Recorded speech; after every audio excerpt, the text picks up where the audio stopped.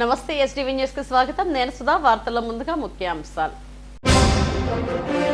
రైతుల భాగస్వామ్యంతో ఎంఎస్ఎంఈ పార్కులు ఏర్పాటు చేస్తాం. గ్రామాల్లో పరిశ్రమలను నెలకొల్పుతామన్న సీఎం చంద్రబాబు. కమ్యూనిస్టు యోధుడు సీతారాం యేచూరి అస్తమయం. ఆయన మృతి పట్ల పలువురు తీవ్ర సంతాపం. రౌడీ షీటర్లు నగరం వదిలి పారిపోవాలి. అరాచక శక్తుల తాట తీస్తామన్న నగర పోలీస్ కమిషనర్ బాగ్చి.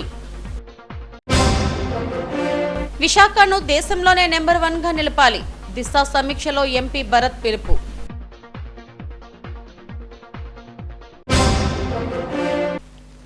రైతుల భాగస్వామ్యంతో ఎంఎస్ఎంఈ పార్కుల అభివృద్ధికి ప్రభుత్వం కృషి చేస్తుందని ముఖ్యమంత్రి చంద్రబాబు నాయుడు అన్నారు. సూక్ష్మ, చిన్న, మధ్య తరహా పరిశ్రమలు, ఆహార శుద్ధి పరిశ్రమల శాఖలపై సచివాలయంలో ఆయన సమీక్ష నిర్వహించారు. ఈ శాఖల్లోని పరిస్థితులపై రివ్యూ చేసి పలు సూచనలు, ఆదేశాలిచ్చారు. గ్రామాల్లో ఎంఎస్ఎంఈల ఏర్పాటుకు ప్రోత్సాహం అందిస్తామని తెలిపారు. హార్టికల్చర్, ఆక్వా పంటలకు ఫుడ్ ప్రాసెసింగ్ కు సహకరించడంతో రైతులకు లబ్ధి చేకూరుతుందన్నారు. వ్యవసాయ ఉత్పత్తులకు ఆహార శుద్ధి ద్వారా విలువను పెంచుతామని తెలిపారు. రాజధానిలో రైతుల భాగస్వామ్యంతో ఎలా లబ్ధి చేకూరుస్తున్నామో పార్కుల ఏర్పాటులోనూ ఇదే విధానాన్ని అవలంబిస్తామన్నారు. పూణే వంటి చోట్ల ఇలాంటి విధానమే అమల్లో ఉందని అధికారులు చెప్పగా మరింత మెరుగ్గా అమలు చేయాలని సీఎం సూచించారు. సమీక్షలో మంత్రులు, అధికారులు పాల్గొన్నారు.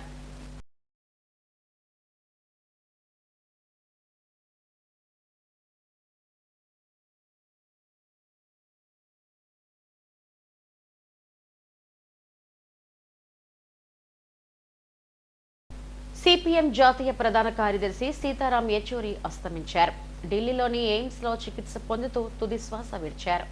ఆర్థికవేత్త, సామాజిక కార్యకర్త, కాలమిస్టుగా గుర్తింపు పొందిన యేచూరి 1992 నుంచి సిపిఎం పోలిట్ బ్యూరో సభ్యుడిగా ఉన్నారు. 2005 నుండి 2017 వరకు రాజ్యసభ సభ్యునిగా కొనసాగారు. సీతారాం యేచూరి చెన్నైలో తెలుగు కుటుంబంలో 1952లో జన్మించారు. ఏయూలో విద్యార్థిగా అద్భుతమైన వ్యక్తిగా ఎదిగారు. అనంతరం కమ్యూనిస్టు పార్టీకి సభ్యత్వం తీసుకుని ఎన్నో పోరాటాలకు నాయకత్వం వహించారు. ప్రజల గొంతుకగా ప్రభుత్వాలను పార్లమెంట్లో నిలదీశారు. ఉత్తమ పార్లమెంటేరియన్ గా గుర్తింపు పొందారు. సీతారాం యేచూరి మృతి తీవ్ర విషాదాన్ని నింపిందని, గొప్ప ప్రజా పోరాట యోధుడని కోల్పోయామని పలువురు నేతలు తమ సంతాపాన్ని ప్రకటించారు. సమకాలీన రాజకీయాల్లో సీతారాం యేచూరి తనదైన ముద్ర వేశారని చెప్పారు. ఇలాంటి నాయకులు నేటి తరానికి మార్గదర్శకులని అన్నారు. ఆయన మృతికి తీవ్ర సంతాపాన్ని, ప్రగాఢ సానుభూతిని వ్యక్తం చేశారు.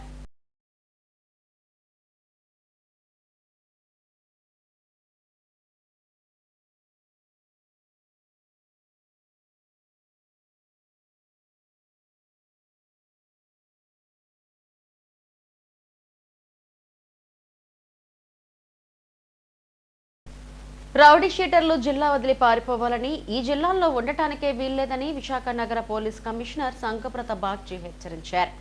ఉంటే జైల్లో ఉండాలి, లేకపోతే జిల్లా బయటే ఉండాలని కరాఖండిగా చెప్పారు. కమిషనరేట్లో మీడియాతో మాట్లాడారు. రౌడీ షీటర్లు సస్పెక్ట్ షీట్లో ఉన్నవారు నగరం విడిచి వెళ్లిపోవాలని, వారిపై బహిష్కరణ విధిస్తున్నామని తెలిపారు. నగరంలో అరాచక శక్తులు చెలరేగితే సహించేదే లేదన్నారు. రౌడీ షీటర్లు సెటిల్మెంట్లు, సివిల్ మ్యాటర్లలో తలదూరిస్తే తాట తీస్తామని హెచ్చరించారు.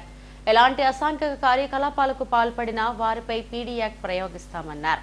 వెనుక నుండి రౌడీయిజాన్ని ప్రోత్సహించిన కఠిన చర్యలు తప్పవన్నారు. ప్రజలు తమకు సమాచారం అందించాలని కోరారు. 1 జూలై నేను చార్జ్ తీసుకున్నాను విశాఖపట్నం నగర్ కమిషనర్ పోలీస్గా. ఆ రోజు నుండి నేను ప్రతి పోలీస్ ఆఫీసర్కి చెప్తున్నాను, మన నగరంలో రౌడీ షీటర్ జైలు బయట తిరగడానికి లేదు. 2 మార్గాలు ఉన్నాయి. ఒకటి, రౌడీ షీటర్స్ అందరూ జైలు లోపల ఉండాలి, లేకపోతే జిల్లా బయట ఉండాలి. లేకపోతే వాళ్ళు ఇష్టం ఉంటే పాడిపోవచ్చు కూడా, కానీ బహిరంగంగా తిరగడానికి వీల్లేదు. అందుకే రౌడీ షీటర్స్ అందరి మీద ప్రివెంటివ్ డిటెన్షన్ ప్రపోజల్ పెట్టి లోపలికి పంపిస్తున్నాం. వాళ్ళు ఏదైనా ఆఫెన్స్ చేస్తే అరెస్ట్ చేసి జైలు పంపిస్తున్నాం. రౌడీస్ అందరూ ఈ జిల్లా వదిలేసి పారిపోవాలి, జిల్లాలో మాత్రం ఉండడానికి వీల్లేదు. ఏదైతే ఇల్లీగల్ యాక్టివిటీస్ ఏదైనా పాల్గొంటున్న పరిస్థితులు అయితే మనకు కనిపిస్తున్నాయి, వాళ్ళ ఎటువంటి సీరియస్గా తీసుకునే అవకాశం ఉండొచ్చు.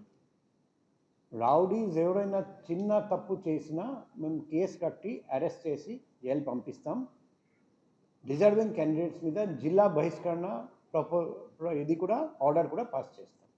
సార్, కొంతమంది బయటికి రాకుండా వెనక నుండి నడిపిస్తారు కొత్త వాళ్ళతో, వాళ్ళకి కూడా ఏ విధమైన మెసేజ్ ఇస్తారు సార్? ఇప్పుడు ముందుకు రాకుండా వెనక నుండి నడిపించినా కూడా మాకు ఇన్ఫర్మేషన్ వస్తుంది. మేము వాళ్ళ మీద కూడా కఠిన చర్య తీసుకుంటాం. ప్రజలకు కూడా నేను విజ్ఞప్తి చేస్తున్నా, అటువంటి రౌడీస్ ఎటువంటి క్రిమినల్ కాన్స్పిరసీ చేస్తే వెనక నుండి నడిపిస్తూ ఏదైనా అఫెన్స్ కమిట్ చేస్తే మా phone number, personal phone number మీ అందరి దగ్గర ఉంది. 7995095799. పగలు కానీ రాత్రి కానీ 24/7 ఎప్పుడైనా ఈ నంబర్కి కాల్ చేసి వాట్సాప్ ద్వారా, SMS ద్వారా, లేకపోతే డైరెక్ట్గా కాల్ చేసి నాకు తెలియజేయండి. మేము దర్యాప్తు చేసి ప్రతి రౌడీ షీటర్ మీద కఠినమైన చర్య తీసుకుంటాం. విశాఖను దేశంలోనే నెంబర్ 1 స్థానంలో నిలబెట్టేందుకు ప్రజాప్రతినిధులు, అధికారులు కృషి చేయాలని ఎంపీ ఎం శ్రీభరత్ కోరారు. కేంద్ర ప్రభుత్వ పథకాలపై ప్రజల్లో విస్తృత అవగాహన కల్పించాలని అన్నారు. మేధోపరమైన విధానాలను అనుసరిస్తూ పథకాలను అమలు చేయాలని చెప్పారు. జిల్లా స్థాయి అభివృద్ధి సమన్వయ మానిటరింగ్ కమిటీ సమావేశంలో అధికారులకు ఎంపీ దిశానిర్దేశం చేశారు. పథకాల అమలు కోసం కేంద్రం నుండి వస్తున్న నిధులను సమృద్ధిగా వినియోగించాలని చెప్పారు. లబ్ధిదారులకు పూర్తి స్థాయిలో ఫలాలు అందేలా చర్యలు తీసుకోవాలన్నారు. 29 విభాగాల పరిధిలో కేంద్రం పథకాలను అమలు చేస్తుందని తెలిపారు. జిల్లా కలెక్టర్ హరీంద్ర ప్రసాద్ అధికార యంత్రాంగం చేపడుతున్న చర్యలను ఎంపీకి వివరించారు. ఎమ్మెల్యేలు పల్లా శ్రీనివాస్, గణబాబు, వెలగపూడి, ఎమ్మెల్సీ వేపాడ చిరంజీవిరాలు పలు అంశాలపై ప్రశ్నలు లేవనెత్తడంతో పాటు సూచనలు చేశారు. సమావేశంలో టీడీపీ జిల్లా అధ్యక్షుడు గండి Babji, DRO Mohan Kumar, ZP CEO Satyanarayana, వివిధ విభాగాల అధికారులు పాల్గొన్నారు. Things that have been put by the Disha committees.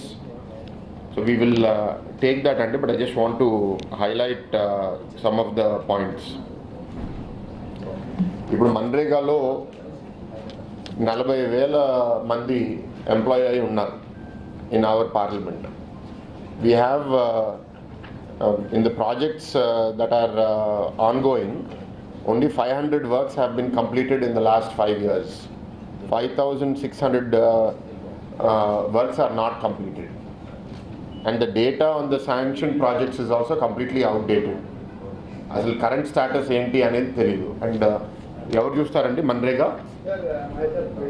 So my request is, one is number of people employed, how much work is happening, how much expenditure is happening, but the approach should be project based. What are the projects that are sanctioned and what is the purpose of the project?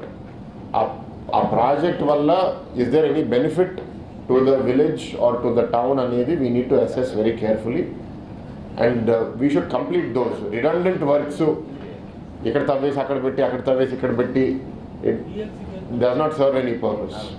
The purpose of Manrega was that during the off season agriculture laborers should have some livelihood కాబట్టి పెట్టాం. ఇప్పుడు ఎట్లా అయిపోయిందంటే మా టీంతో discuss చేస్తే they don't want to work in agriculture, ఇదే better వాళ్ళకి, అగ్రికల్చర్కి 2 times 3 times కడితే కానీ అక్కడికి వెళ్ళి పని చేయట్లేదు, ఇక్కడ ఉండిపోతున్నారు అనేది వైడ్ ఫీడ్బ్యాక్ వస్తుంది. తిరుమల శ్రీవారిని 35 మూవీ టీం దర్శించుకుంది. హీరోయిన్ నివేదా థోమస్, హీరో విశ్వదేవ్, దర్శకుడు నందకిషోర్లు స్వామివారిని దర్శించుకుని మొక్కులు చెల్లించుకున్నారు. ఆలయ అధికారులు దర్శన ఏర్పాట్లు చేశారు. అనంతరం ఆలయం వెలుపల నటి నివేదా థోమస్, దర్శకుడు నందకిషోర్లు మీడియాతో మాట్లాడారు. శ్రీవారి అనుగ్రహంతో చిత్రం విజయవంతంగా ప్రదర్శనమవుతుందని అన్నారు.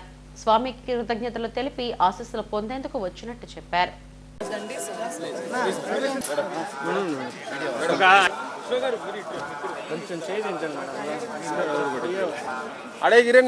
తిరుమల రావడం చాలా స్పెషల్. అండ్ 35 టీమ్తో రావడం ఇంకా స్పెషల్, ఎందుకంటే మూవీ బాగా చేయడం, అందరూ ఇంత మంచి రెస్పాన్స్ ఇవ్వడం ఇవన్నీ చాలా మా టీంకి ఇది దీనికన్నా పెద్ద సంతోషం ఏం లేదు. సో ఇక్కడ రావడం ఫస్ట్ టైం వచ్చాను. అవును. అండ్ ఇది అంటే సరస్వతి ప్రసాద్ వాళ్ళ ఇల్లు కూడా తిరుపతిలో ఉంది కాబట్టి ఇక్కడ నుంచి మొదలు పెట్టడం చాలా ఆనందంగా ఉంది. అండ్ చాలా బాగా జరిగింది. Thank you so much. కొండ దిగువన చేసాం తిరుపతి, ఆ స్వామివారి ఆశీస్సులతో సినిమా కూడా బాగా విజయవంతంగా ప్రదర్శింపబడుతుంది. సినిమా కూడా విజయవంతంగా ప్రదర్శించబడుతుంది. చాలా ఆనందంగా ఉందండి టీంతో రావడం, తిరుపతిలో కదా. సో ఇక్కడ మొదలు పెట్టడం, వెంకట స్వామి ఆశీస్సులు ఉన్నాయి, పెద్ద ఆయన మాతోనే ఉన్నాడు, అంతవరకు చెప్పగలను. అనే సినిమా ఇంత విజయోత్సవంగా ముందుకెళ్తున్నందుకు స్వామివారికి థ్యాంక్ యూ చెప్పడానికి మా టీం అంతా వచ్చాం. చాలా సంతోషంగా ఉంది.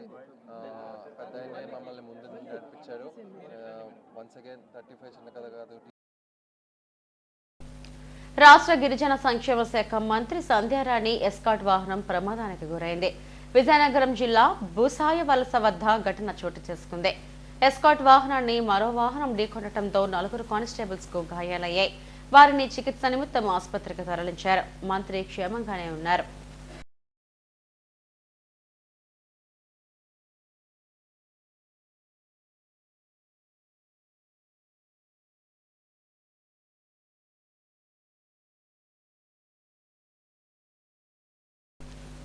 జీఎన్ఎంలకు ఉద్యోగ భద్రత కల్పించాలని జీవో నెంబర్ 115ను తక్షణమే రద్దు చేయాలని కోరుతూ నర్సుల స్ట్రగుల్ కమిటీ చేపట్టిన ఆందోళన బీజేపీ వైద్య విభాగం మద్దతు తెలిపింది. అనర్హులను రోగుల సేవల్లో ఎలా నియమిస్తారని నినాదాలు చేశారు. ఏఎన్ఎంలకు ఇండియన్ నర్సింగ్ కౌన్సిల్ గుర్తింపు ఇవ్వదని, అలాంటప్పుడు వారిని ఎలా నియమిస్తారని రూపాకుల రవికుమార్ ప్రశ్నించారు. స్టాఫ్ నర్సుల నియామకానికి జీఎన్ఎంలో అర్హులని చెప్పారు. వారిని మాత్రమే స్టాఫ్ నర్సులుగా నియమించాలని ప్రభుత్వాన్ని డిమాండ్ చేశారు. ఇన్ఫెక్షన్ వస్తుంది, ఒక పేషెంట్ ప్రాబ్లంలో ఉన్నారు అంటే అందరూ మాస్క్లు వేసుకొని ముక్కులు మూసుకొని ఇన్ఫెక్షన్ ఏరియాలోకి రావడానికే భయపడతారు సార్. అలాంటిది మేము మా ఉద్యోగాలు, మా పిల్లల్ని, మా ఫ్యామిలీని అందరినీ పణంగా పెట్టి మేము ఇందులో జాయిన్ అయ్యాం సార్. మాకు ఉద్యోగ భద్రత లేదు సార్. ఎప్పటికైనా రెగ్యులర్ అవుతుంది అన్న ఆశతో ఉన్నాం సార్. అలాంటిది ఇప్పుడు ఒక స్కిల్ డెవలప్మెంట్ ప్రోగ్రామ్ అని చెప్పేసి 2020లో కోవిడ్లో సార్, కోవిడ్లోని వాళ్ళకి అర్హత సరిపోదు, ఏఎన్ఎంస్ వాళ్ళు ఇంటింటా చేయలేరు, స్టాఫ్ నర్సెస్ తక్కువ ఉన్నారు అని చెప్పేసి వాళ్ళని స్కిల్ డెవలప్మెంట్ యాక్చువల్గా అయితే 2020లో వాళ్ళు రిక్రూట్మెంట్ చేశారు సార్. అర్జెంటుగా అప్పుడు కూడా సార్ కోవిడ్లోని మమ్మల్ని అందరినీ రెస్ట్రిక్ట్ సార్. ఎవరు కోవిడ్ నామ్స్ ప్రకారం ఎవరు బయటికి వెళ్ళకూడదు అని చెప్పారు సార్. బయటకు వెళ్ళకూడని పరిస్థితుల్లో వాళ్ళని అర్జెంటుగా ఏఎన్ఎం పోస్టులని రిలీజ్ చేసి అర్జెంటుగా ఎస్ఆర్లు ఓపెన్ చేశారు సార్. అప్పుడు కూడా మేము విధులు బహిష్కరించలేదు సార్. ఎందుకంటే పేషెంట్ ప్రాణాలే మా ఆరోగ్యం, పేషెంట్ ప్రాణాలే ముఖ్యం అనుకొని మేము అందరం ఉండిపోయాం సార్. అప్పుడు కూడా ఎవ్వరూ బయటకు వెళ్ళలేదు సార్. మా డిమాండ్ ఏంటంటే అప్పుడు కోవిడ్లో తీసిన ఏఎన్ఎంస్ని తర్వాత 1 year తర్వాత స్కిల్ డెవలప్మెంట్ ప్రోగ్రామ్ అని చెప్పేసి ఇచ్చారు సార్. స్కిల్ డెవలప్మెంట్ ప్రోగ్రామ్ అని ఇచ్చి వాళ్ళని ఇప్పుడు మా పోస్టుల్లోనికి వాళ్ళని భర్తీ చేస్తున్నారు సార్. ఇప్పుడు మేము ఇన్ని సంవత్సరాలు చేసిన సర్వీస్ అంతా వృధా సార్. ఒక్కరోజు కూడా మాకు ఉద్యోగ భద్రత అనేది లేకపోయింది సార్. సో దయచేసి 115ని అర్జెంటుగా రద్దు చేయాలి సార్. ఇదే మా డిమాండ్ సార్. మమ్మల్ని రెగ్యులర్ చేయాలి సార్. ఇప్పుడున్న స్టాఫ్ నర్సెస్కి నెక్స్ట్ భావితరాలకి స్టూడెంట్స్కి ఎవరికి భవిష్యత్తు ఉండదు సార్ వీళ్ళంటూ రెగ్యులరైజ్ చేస్తే. లేకపోతే మమ్మల్ని రెగ్యులరైజ్ చేసి అన్నీ కంప్లీట్ అయిన తర్వాత వాళ్ళని రెగ్యులరైజ్ చేయండి సార్. వాళ్ళని రెగ్యులరైజ్ చేసి జీరో సర్వీస్ నుంచి స్టాఫ్ నర్సెస్గా మళ్ళీ వాళ్ళకి ఎస్ఆర్లు ఓపెన్ చేయండి సార్. అలా అయితే వాళ్ళని తీసుకోండి సార్. కామ్రేడ్ సీతారాం యేచూరి మరణం వామపక్ష లౌకిక ప్రజాతంత్ర శక్తులకు తీరని లోటని సిపిఎం నేతలు అన్నారు. ఆ పార్టీ జాతీయ ప్రధాన కార్యదర్శి యేచూరి మరణంతో తీవ్ర దిగ్భ్రాంతికి గురయ్యారు. సిపిఎం జిల్లా కమిటీ ఆధ్వర్యంలో జగదాంబ కార్యాలయంలో సంతాప సభ నిర్వహించారు. యేచూరి చిత్రపటానికి పార్టీ నాయకులు పూలమాల వేసి నివాళులు అర్పించారు. సోవియట్ యూనియన్ కూలిపోయిన సమయంలో మద్రాసులో జరిగిన అఖిల భారత మహాసభకు అంతర్జాతీయ వ్యవహారాల బాధ్యతను చేపట్టిన నాయకుడు సీతారాం యేచూరి అని సిపిఎం రాష్ట్ర కమిటీ సభ్యులు దడాల సుబ్బారావు అన్నారు. పార్టీ మొదటి తరం నాయకులతో కలిసి పనిచేశారని, కార్మిక ప్రజా ఉద్యమాలకు నాయకత్వం వహించిన ఆయన స్ఫూర్తి ఎంతో ఉందని చెప్పారు. ఈ కార్యక్రమంలో నాయకులు జగ్గునాయుడు, అజా శర్మ, గంగారావు, ఈశ్వరమ్మ తదితరులు పాల్గొన్నారు. సిపిఎం పార్టీ అఖిల భారత జనరల్ సెక్రటరీగా పనిచేస్తూ ఉన్నారు. దాదాపు ఒక 20 రోజులుగా తీవ్రమైన ఊపిరితిత్తుల వ్యాధితో ఆయన బాధపడుతూ మధ్యాహ్నం తుది శ్వాస విడిచారు. ఇది భారత కమ్యూనిస్ట్ పార్టీకే కాదు, మార్క్సిస్ట్కే కాదు, కమ్యూనిస్ట్ ఉద్యమానికి, ఒక విధంగా చెప్పాలంటే అంతర్జాతీయ కమ్యూనిస్ట్ ఉద్యమానికి కూడా తీరని లోటు. ఈరోజు మన దేశంలో రాజకీయాలకు మూలమలుపులో ఉన్నాయి. నరేంద్ర మోడీ ప్రభుత్వం మతతత్వాన్ని అమలు చేస్తూ మొత్తం దేశాన్ని కార్పొరేట్లకి దాసు అనిపిస్తున్న పరిస్థితుల్లో బీజేపీ మొత్తం మతాన్ని కార్పొరేట్ల కూటమిని గద్దె దించాలంటే ఇండియా కూటమిని ఏర్పాటు చేయాలనే ఆలోచన లాలూకి వస్తే దాన్ని బలపరిచి దేశవ్యాప్తంగా వామపక్షాలు సమీకరించిన రాజకీయవేత్త సీతారాం యేచూరి గారు. అంచేత రాజకీయాల్లో ముందు చూపుతో చాలా దూరదృష్టితో వ్యవహరిస్తాడు. మొదటి నుంచే చెప్తాడు, ఈ దేశంలో మోడీ యొక్క నియంతృత్వాన్ని కనుక మనం అరికట్టకపోతే ఈ దేశంలో ఫ్యాసిస్టు శక్తులు మరింత పుంజుకుంటాయి.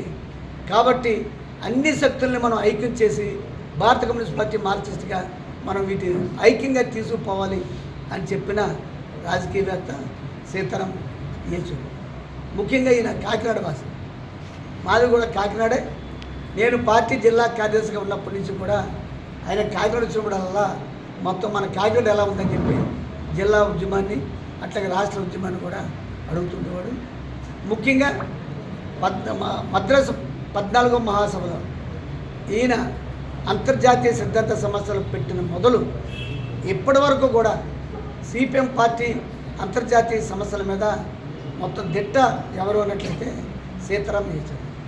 సిపిఎం పార్టీలో కమ్రేడ్ బసవపున్నయ్య, కమ్రేడ్ సుందరయ్య ఇద్దరు ఏ విధంగా అయితే అగ్రనాయకులుగా వెలుగొందారో, ఈరోజు బసవపున్నయ్య గారికి సిద్ధాంతరిచ్చే వారసుడు సీతారాం యేచూరి అయితే, నిర్మాణ దిట్ట కమ్రేడ్ ప్రకాష్ గారు ఇద్దరు కూడా సిపిఎం పార్టీకి 2 కళ్ళంటి వాళ్ళు.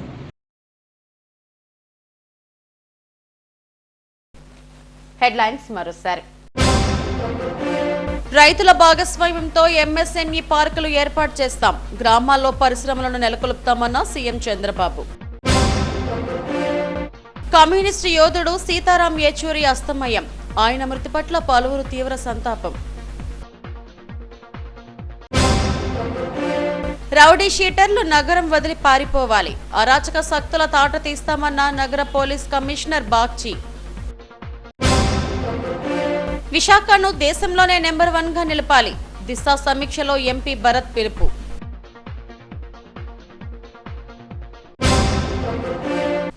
ఇవి ఇప్పటి వరకున్న బులెటిన్ అప్డేట్స్. మరిన్ని వార్తా విశేషాల కోసం చూస్తూనే ఉండండి STV న్యూస్. నమస్తే.